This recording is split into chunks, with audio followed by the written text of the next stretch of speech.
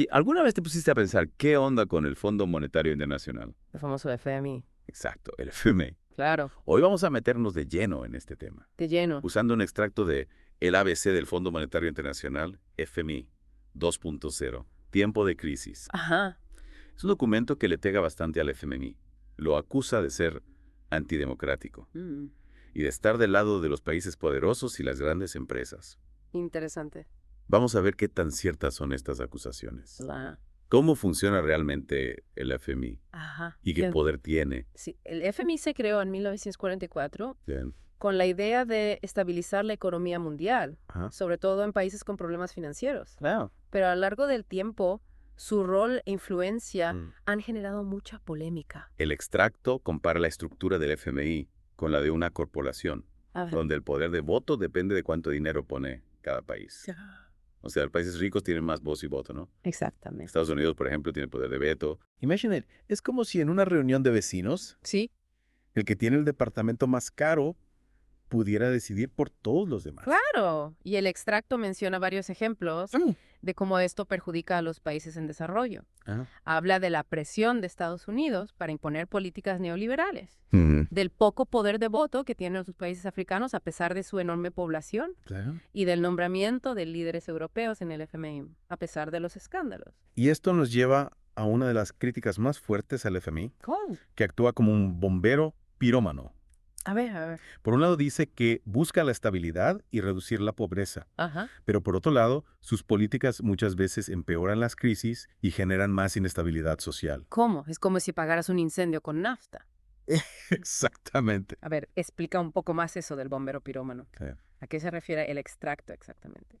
Bueno, el FMI suele imponer políticas neoliberales como condición para dar préstamos a los países. Ajá. Estas políticas incluyen cosas como recortar el gasto público, Sí. privatizar empresas estatales Bueno. y liberalizar el comercio. Mm. La idea es que estas medidas ayuden a los países a recuperarse económicamente. Ajá. Pero la crítica es que muchas veces terminan perjudicando a la gente común, Ya veo. especialmente a los más vulnerables. El extracto menciona ejemplos concretos, Sí. como la crisis financiera asiática de los 90 Uf, sí. y las protestas recientes en países como Ecuador, Haití, Kenia y Nigeria.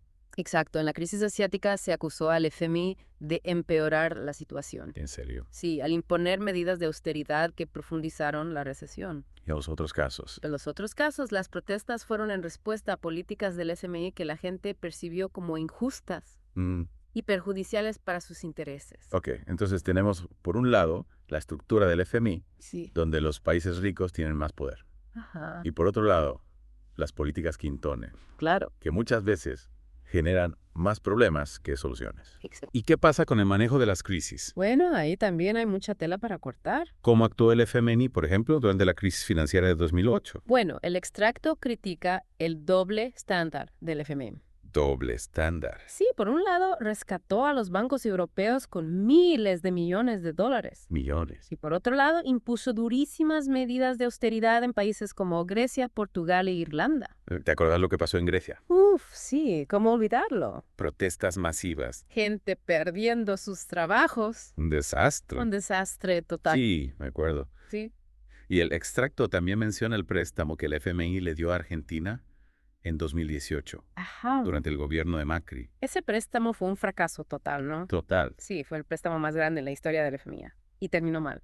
¿Qué pasó? El gobierno de Macri implementó las reformas que el FMI le pedía. Ajá. Pero la economía argentina se fue al tacho. Al tacho y mal. Tuvimos una inflación galopante, la pobreza aumentó muchísimo y al final el país tuvo que reestructurar su deuda. O sea, otro ejemplo de cómo las políticas del FMI pueden tener consecuencias negativas para los países que reciben sus préstamos. Sí. Lamentablemente. Y ahora, con la pandemia, la guerra en Ucrania y la suba de las tasas de interés, Claro. el FMI está prestando más plata que nunca. ¿Qué implicaciones tiene esto? Esa es la pregunta. Bueno, por un lado, es lógico que los países necesiten ayuda financiera en tiempos de crisis. Sí, claro. Pero el problema es que estos préstamos vienen con condiciones. Y esas condiciones suelen ser las mismas de siempre. ¿Cuál es? Ajustes, recortes, privatizaciones. O sea, más de lo mismo que ya sabemos que no funciona. Exactamente, es un círculo vicioso. Y encima, el FMI nunca perdona las deudas.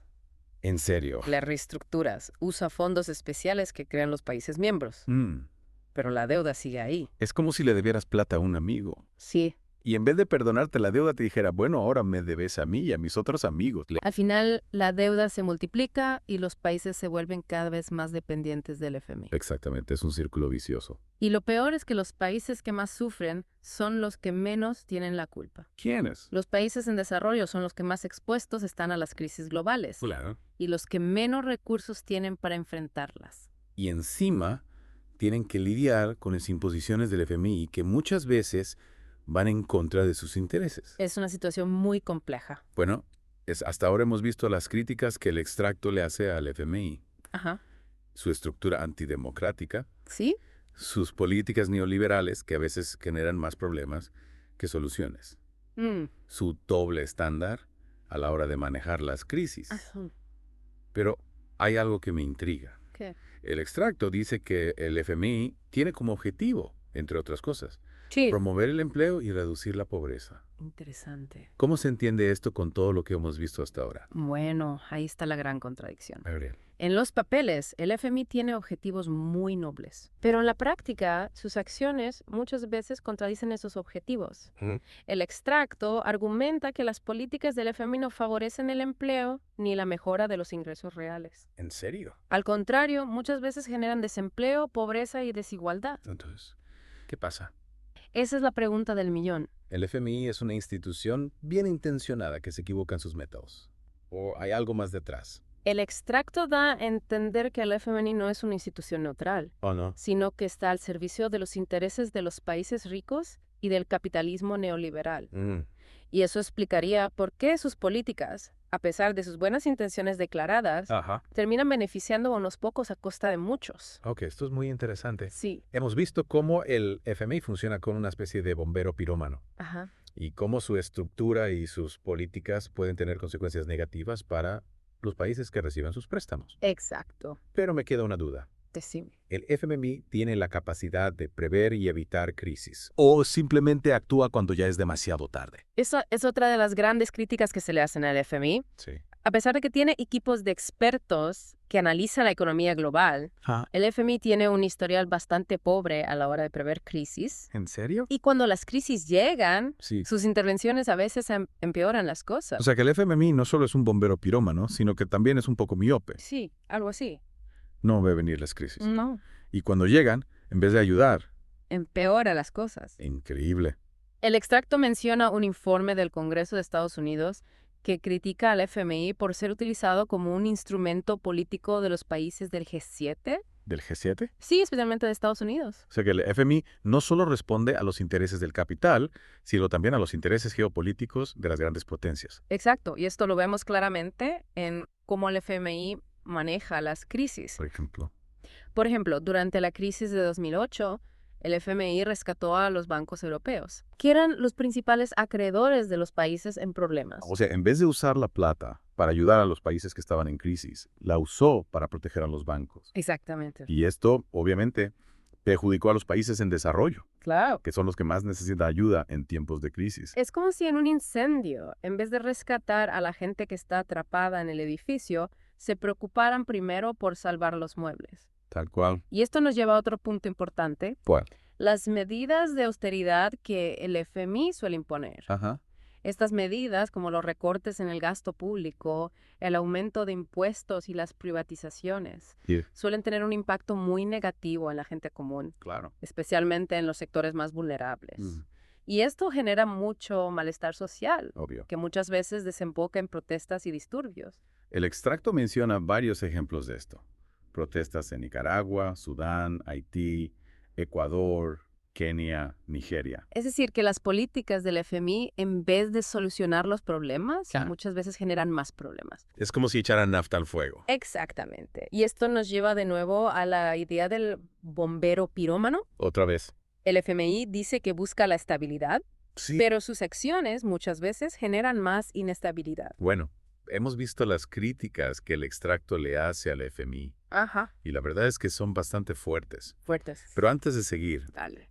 me gustaría volver un poco atrás ¿Sí? y hablar de la estructura del FMI. El extracto menciona que, a diferencia del Banco Mundial, Ajá. El FMI obtiene sus recursos para préstamos principalmente de las cuotas de los Estados miembros. Es cierto. ¿Cómo funciona esto? A diferencia del Banco Mundial, que emite bonos para obtener fondos, el FMI depende de las cuotas que pagan los países miembros. Estas cuotas determinan cuánto dinero puede prestar el FMI. Claro. Y como mencionamos antes, también el poder de voto de cada país dentro de la institución. Claro. Y ahí volvemos al tema del poder. Sí. Cuanto más dinero aporte un país, más poder tiene. Y Estados Unidos, como ya dijimos, tiene poder de veto. Y esto genera una gran disparidad en la toma de decisiones. ¿Cómo? El extracto menciona que Estados Unidos tiene el 16.5% de los votos, Ajá. mientras que un grupo de 17 países africanos que tienen una población mucho mayor Claro. solo tienen el 1.4%. O sea que el voto de un ciudadano estadounidense vale mucho más que el voto de un ciudadano africano dentro del FMI. Lamentablemente, sí. Es un sistema bastante antidemocrático, ¿no? Sin duda. Y el extracto critica las reformas que se han hecho en el FMI para supuestamente darles más poder a los países en desarrollo. Reformas. Sí, dice que estas reformas fueron más cosméticas que reales y que no cambiaron la dinámica de poder. O sea que Los países ricos siguen teniendo el control. menciona el ejemplo de la creación de un puesto adicional de director ejecutivo en 2024, ¿Sí? que se supone que beneficia a África. Ajá. Pero en realidad, la influencia de los países africanos en el FMI no aumentó. No, incluso disminuyó un poco. Es un ejemplo de cómo se hacen cambios superficiales Ya. para dar la impresión de que se está democratizando el FMI. Sí. Pero en el fondo todo sigue igual. Exacto, los países ricos siguen teniendo el control. Bueno, hasta ahora hemos visto cómo la estructura del FMI favorece a los países ricos Ajá. y cómo sus políticas muchas veces perjudican a los países en desarrollo. Sí. Y también hemos visto que el FMI tiene un historial bastante pobre a la hora de prever y evitar crisis. Es cierto. Pero me queda una pregunta. Sí, sí. ¿Hay alternativas al FMI? Buena pregunta. ¿Es posible un sistema financiero global que sea más justo y equitativo? Esa es la gran pregunta. El extracto se centra en criticar al FMI, pero no habla mucho de las alternativas. Es verdad. Pero es crucial preguntarse, Sí. ¿cómo sería un sistema financiero global que no esté dominado por los intereses de los países ricos? Qué fundamental esa pregunta. Claro, un sistema que promueva el desarrollo sostenible, Sí. que respete la soberanía de las naciones. Ajá. Y que garantice que los beneficios de la globalización se distribuyan de manera justa. Un sistema que no solo beneficia a los países ricos, Claro. sino a todos por igual. Totalmente. Un sistema que priorice las necesidades de la gente, Exacto. no solo los intereses del capital. Un sistema que fomente la cooperación internacional y la solidaridad entre los pueblos. Un sistema que busque soluciones a los problemas globales, como el cambio climático, Claro. la desigualdad y la pobreza. Problemas que nos afectan a todos y que requieren de un esfuerzo conjunto para ser solucionados. Y un sistema que sea transparente y democrático, Por supuesto. donde todos los países tengan voz y voto en las decisiones que afectan a la economía global. No como ahora, donde unos pocos países ricos deciden por el resto. Exacto, la democratización del sistema financiero global es fundamental para lograr un mundo más justo y equitativo. Un mundo donde todos los países tengan las mismas oportunidades de desarrollo Sí. y donde la riqueza se distribuya de manera más equitativa. Bueno, creo que con esto queda claro que el FMI tiene muchos aspectos problemáticos. Sin duda. Su estructura, sus políticas, su forma de actuar. Sí. Todo parece estar diseñado para beneficiar a unos pocos a costa de muchos. Es una realidad que no podamos ignorar. Pero más allá de las críticas, creo que lo importante es pensar en cómo podemos construir un sistema financiero global mejor. Totalmente de acuerdo. Un sistema que realmente funcione para todos. Es hora de empezar a pensar en alternativas al FMI, Sí. en modelos que sean más justos, más equitativos y más sostenibles. Modelos que pongan a las personas en el centro Sí, y que busquen el bien común por encima del beneficio de unos pocos. exactamente. Bueno, y hablando de las cosas que el FMI dice que hace, Ajá.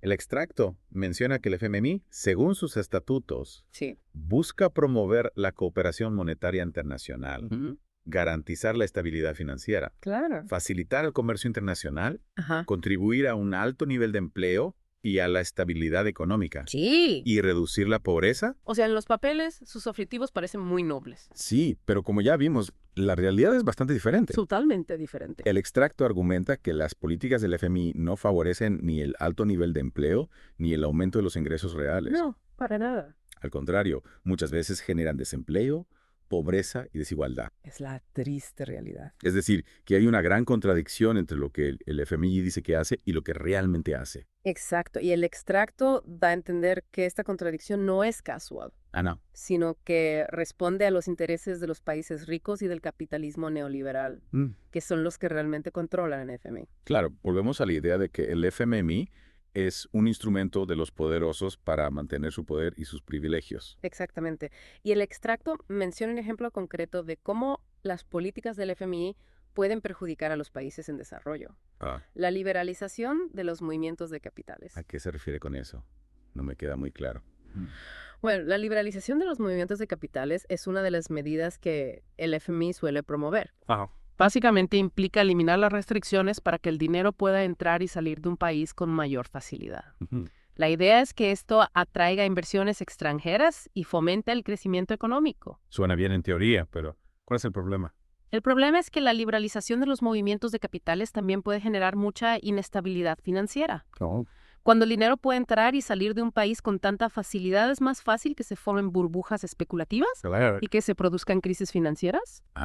¿Entiendes? Eso como una puerta abierta para que los especuladores entren y salgan del país a su antojo, generando caos en la economía. Exactamente. Y el extracto señala que si bien el FMI tiene un artículo en sus estatutos que permite a los países miembros tomar medidas para controlar los movimientos de capital, en la práctica, esto no se cumple. El FMI promueve la liberalización financiera, pero no permite que los países se protejan de sus consecuencias negativas. Es como si te dijeran, tenés que abrir la puerta de tu casa de par en par, pero no te dejarán poner una reja para evitar que entren los ladrones. Es una buena analogía. Y esto muestra la hipocresía de FMI. Totalmente. Por un lado, promueve medidas que pueden generar inestabilidad financiera. Y por otro lado, cuando la inestabilidad llega, culpa a los países por no haber tomado las medidas necesarias para evitarla. Es como si te dieran un arma cargada. Un arma. Y después te culparan por haberte disparado en el pie. O sea que el FMI es como un padre responsable. ¿Algo así? Que le da un arma cargada a su hijo, pero después lo culpa por haberse disparado en el pie. Y el extracto menciona que el FMI, a pesar de sus equipos de expertos y sus análisis de la economía global, no ha sido capaz de prever ni evitar las grandes crisis que se han sucedido desde 1994. Desde el 94. En muchos casos, las políticas impuestas por el FMI incluso han agravado las crisis.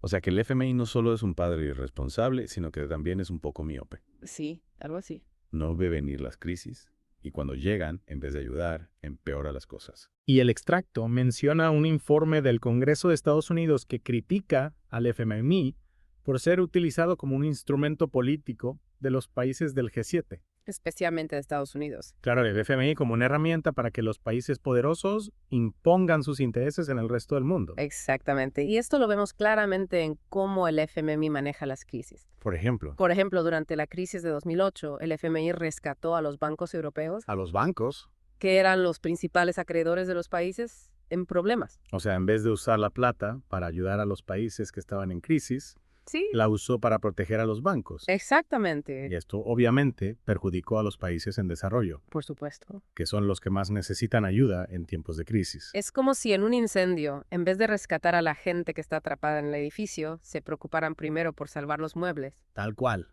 Y esto nos lleva a otro punto importante. Decime. Las medidas de austeridad que la FMI suele imponer. Ahí está la clave. Estas medidas, como los recortes en el gasto público, el aumento de impuestos y las privatizaciones, suelen tener un impacto muy negativo en la gente común. Sin duda. Especialmente en los sectores más vulnerables. Los que menos tienen. Y esto genera mucho malestar social. Claro, mucho malestar social. Que muchas veces desemboca en protestas y disturbios. Inevitablemente. El extracto menciona varios ejemplos de esto.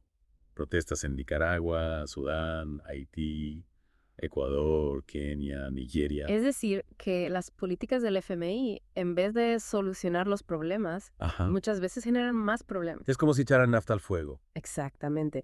Y esto nos lleva de nuevo a la idea del bombero pirómano. Otra vez, el bombero pirómano. Y el FMI dice que busca la estabilidad. Sí, la estabilidad. Pero sus acciones muchas veces generan más inestabilidad. Ok, entonces tenemos un FMI, que es un Paco miope. ¿Sí? Que es un padre irresponsable. Ajá. Que es un bombero pirómano. Exactamente. Y que además es un instrumento de los países poderosos para imponer sus intereses en el resto del mundo. Es una descripción bastante acertada. ¿Hay algo que el FMI no haga bien? Bueno, el extracto no se enfoca en los aspectos positivos del FMI. Se centra en las críticas, en los problemas, en las contradicciones. Pero es cierto que el FMI también ha tenido algunos logros. Por ejemplo, ha ayudado a algunos países a superar crisis financieras. Ha promovido reformas económicas en algunos casos. Y ha brindado asistencia técnica a países en desarrollo. Ok, pero esos logros parecen ser la excepción, no la regla. Sí, eso parece. El extracto deja en claro que los problemas del FMI son mucho más graves que sus logros. Claro. Y que es necesario un cambio profundo en la institución para que pueda cumplir con su objetivo de promover la estabilidad financiera global y el desarrollo de los países. Bueno, y hablando de cambios, me gustaría volver al tema de las alternativas al FMI. Sí, las alternativas. En el extracto no dicen mucho sobre eso. No mucho. Pero me parece fundamental empezar a pensar en cómo podemos construir un sistema financiero global más justo y equitativo. Totalmente de acuerdo, y creo que hay muchas ideas y propuestas dando vueltas por ahí. ¿Cómo? ¿Cuáles? Por ejemplo, se ha hablado de crear un Fondo Monetario Global bajo el control de las Naciones Unidas, Interesante. de fortalecer los bancos regionales de desarrollo, Claro. de promover mecanismos de cooperación financiera sur-sur, de crear un sistema de impuestos a las transacciones financieras internacionales para financiar el desarrollo, etc. Son ideas interesantes y creo que lo importante es empezar a debatirlas, a analizarlas, a ver cuáles son viables y cuáles no. Sí, es necesario un debate profundo sobre este tema. No podemos seguir con el mismo sistema que ya sabemos que no funciona. Coincido plenamente. Es hora de empezar a pensar en serio en alternativas al FMI. Sí. En modelos que sean más justos, más equitativos y más sostenibles. Modelos que pongan a las personas en el centro Exacto. y que busquen el bien común por encima del beneficio de unos pocos. Esa es la clave. Bueno, y hablando de los problemas del FMI, Sí. el extracto menciona un caso particular que me parece muy ilustrativo. ¿Cuál? El enorme préstamo que el FMI le otorgó al gobierno de Mauricio Macri en Argentina en 2018. Ah, sí, el famoso préstamo stand-by. Ese mismo. Fue el préstamo más grande en la historia del FMI. En serio. Y terminó siendo un fracaso total. Un fracaso. El gobierno de Macri implementó las reformas que el FMI le pedía, Ajá. pero la economía argentina se fue al tacho. Tacho mal. Tuvimos una inflación galopante, la pobreza aumentó muchísimo. Un desastre. Y al final, el país tuvo que reestructurar su deuda. Es decir, que fue un ejemplo perfecto de cómo las políticas del FMI pueden tener consecuencias desastrosas para un país. Lamentablemente, sí. Y este caso nos muestra cómo el FMI muchas veces actúa de manera irresponsable, Totalmente irresponsable. prestando enormes sumas de dinero a gobiernos que no tienen la capacidad de gestionarlo de manera adecuada. ¿Es como darle un arma cargada a un chico? Y también nos muestra cómo el FMI puede ser utilizado como una herramienta política. Claro, como una herramienta política. En este caso, muchos creen que el préstamo a Macri fue una forma de apoyar a un gobierno neoliberal alineado con los intereses de Estados Unidos. Sí, es una teoría que muchos comparten. Y no sería la primera vez que el FMI actúa de esta manera. No sería la primera vez. Su historia está llena de ejemplos de intervenciones políticas en países de todo el mundo. Es una historia lamentable. No, creo que con este ejemplo queda claro que el FMI es una institución con muchos problemas Sin duda. y que es necesario un cambio profundo para que pueda cumplir con su objetivo de promover la estabilidad financiera global y el desarrollo de los países. Totalmente de acuerdo. Es hora de empezar a pensar en serio en alternativas al FMI. Sí, alternativas. En modelos que sean más justos, más equitativos y más sostenibles. Y bueno, hablando de alternativas, ¿qué hay de los países que deciden no recurrir al FMI? Interesante pregunta. ¿Hay ejemplos de países que hayan logrado superar crisis financieras sin la ayuda del FMI? Sí, hay varios ejemplos. A ver. Por ejemplo, Malasia, durante la crisis financiera asiática de 1997-1998, Ajá. decidió no seguir las recomendaciones del FMI. ¿En serio? Implementó sus propias políticas, ¿Qué políticas? que incluyeron el control de capitales y la fijación del tipo de cambio. Y a pesar de las críticas del FMI, Ajá. Malasia logró superar la crisis con un costo social mucho menor que otros países de la región. Es interesante ese ejemplo. Sí, muy interesante. Muestra que hay alternativas a las políticas del FMI Exacto. y que es posible superar las crisis sin tener que someterse a las condiciones que impone el FMI. Sin duda. Y hay otros ejemplos. Sí.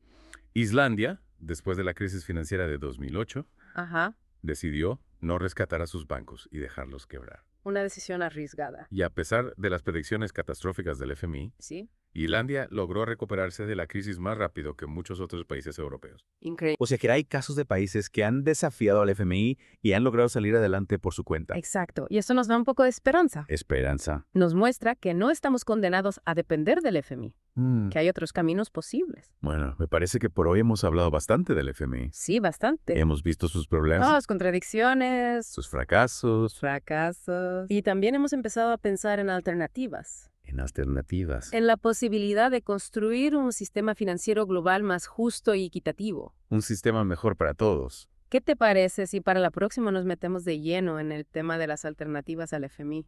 Me parece una excelente idea. Hay mucho que decir sobre este tema. Muchísimo. Y creo que es fundamental empezar a debatirlo en profundidad. Totalmente de acuerdo. Perfecto. Entonces, para la próxima nos metemos de lleno en el mundo de las alternativas al FMI. Me encanta. Hasta entonces te dejo pensando en esta pregunta. ¿Qué características debería tener un sistema financiero global ideal? Buena pregunta, la dejo picando. Hasta la próxima. Hasta la próxima.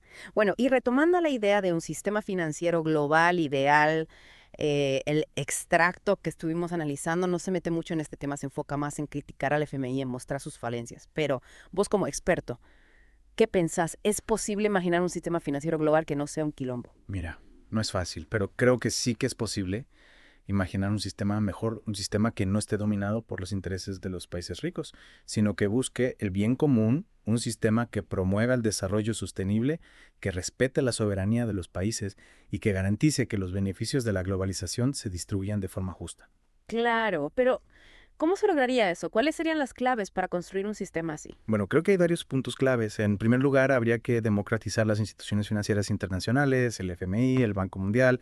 Todas estas instituciones están controladas por los países ricos. Necesitamos un sistema donde todos los países tengan voz y voto, donde las decisiones se tomen de forma más democrática y transparente. Sí, totalmente no puede ser que un puñado de países decida por el resto del mundo. Exacto. Otro punto clave sería promover la cooperación financiera sur-sur. Los países del sur, sus países en desarrollo necesitan fortalecer sus vínculos entre sí, crear sus propios mecanismos de cooperación financiera sin depender tanto de las instituciones del norte.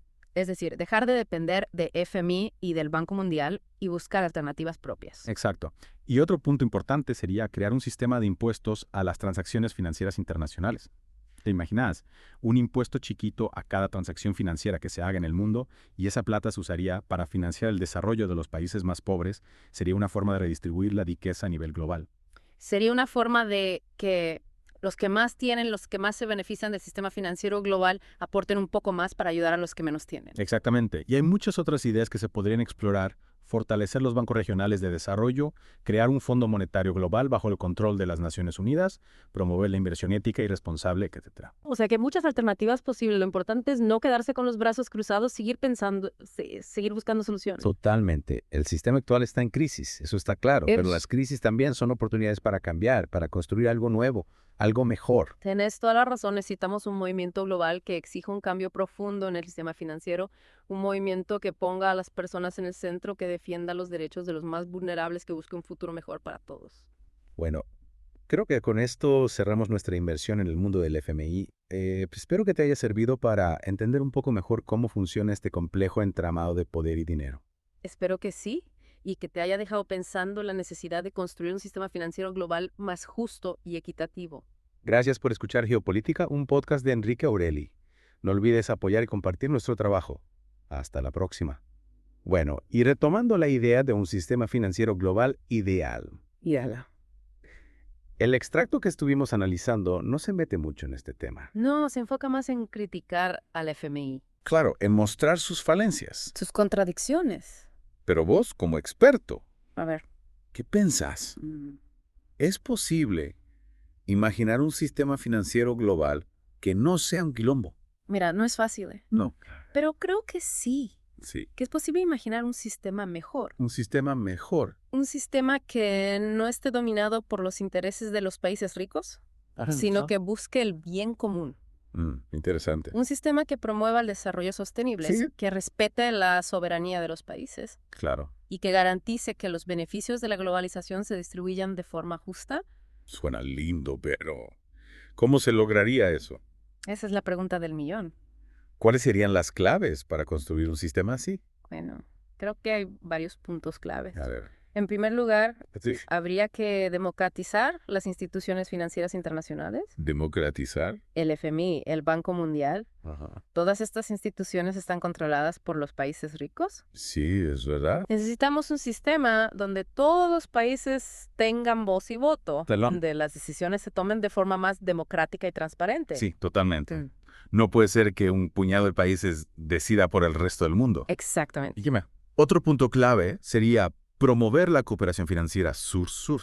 Sur. Los países del sur, Ajá. los países en desarrollo, Sí. necesitan fortalecer sus vínculos entre sí, Mm, crear sus propios mecanismos de cooperación financiera, ya veo. sin depender tanto de las instituciones del norte. Es decir, dejar de depender del FMI y del Banco Mundial Exacto. y buscar alternativas propias. Y otro punto importante Dale. sería crear un sistema de impuestos a las transacciones financieras internacionales. Impuestos.